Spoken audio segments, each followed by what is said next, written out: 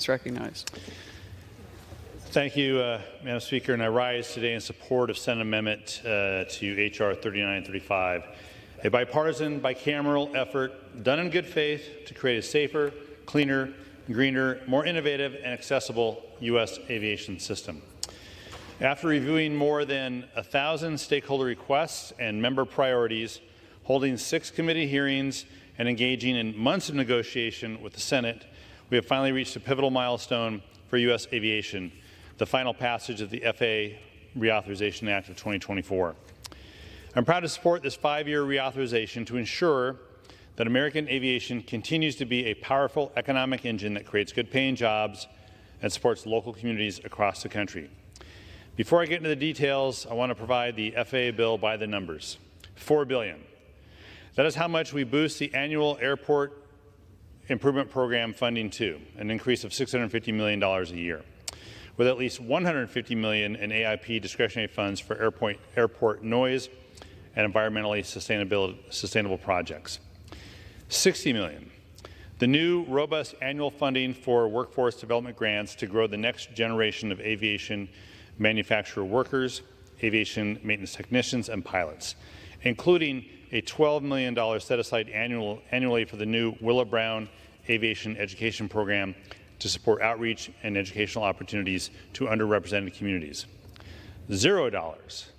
That is how much it will cost families now to sit with their young children on commercial aircraft.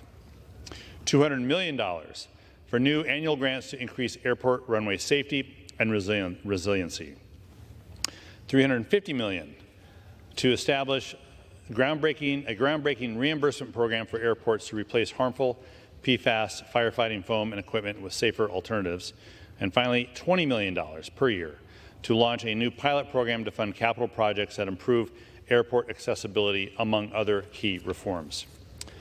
The U.S. aviation system is the safest in the world, but it has been tested in recent years. To rise that challenge, this bill helps prevent runway incursions by expanding ground surveillance and detection technology at major airports to better alert air traffic controllers and the pilots of potential danger. Similarly, to combat fatigue and stress on the air traffic controller workforce caused by understaffing, this bill requires the FAA to hire the maximum number of controllers and to adopt the most appropriate controller staffing model to meet the aviation system's evolving needs. And at a time of unprecedented aerospace innovation, this final bill provides a clear and predictable framework for new airspace entrants to scale safely in our skies. The bill requires the FAA to issue rulemakings for beyond visual line of sight, or BVLOS, drone operations, and to finalize the certification standards and operating rules for powered lift advanced air mobility, or AAM, aircraft.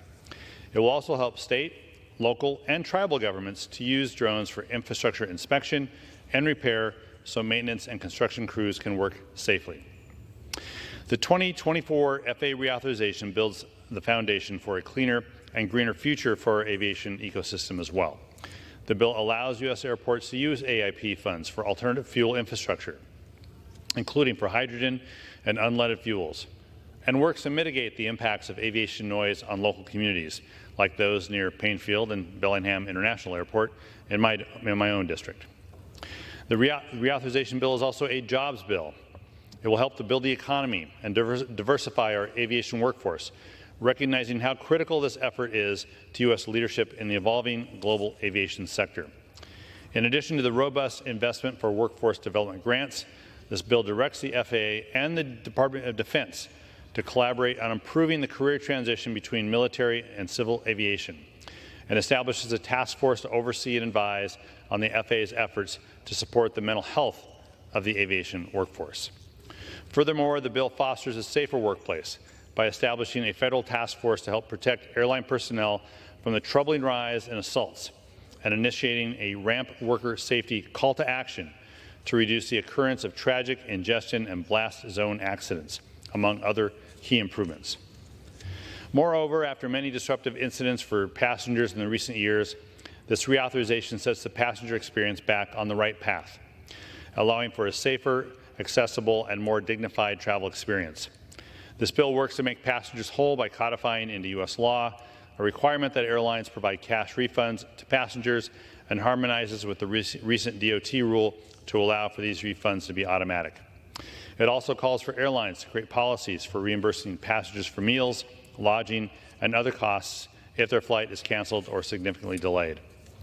Furthermore, this reauthorization breaks down barriers for passengers with disabilities by improving training for airline personnel and contractors who assist these passengers with boarding or deplaning an aircraft, and importantly, for handling their mobility devices, and establishing a pilot program to allow passengers to seamlessly travel with approved service animals.